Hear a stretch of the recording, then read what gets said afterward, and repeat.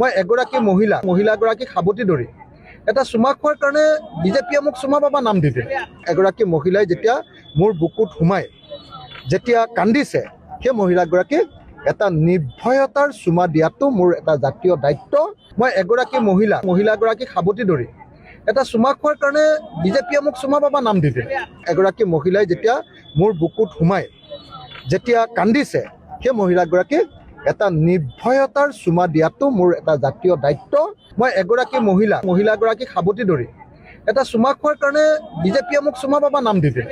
এগৰাকী মহিলাই যেতিয়া মোৰ বুকুত সোমাই যেতিয়া কান্দিছে, সেই মহিলাগৰাকীক এটা নিৰ্ভয়তাৰ চুমা দিয়াটো মোৰ এটা জাতীয় দায়িত্ব।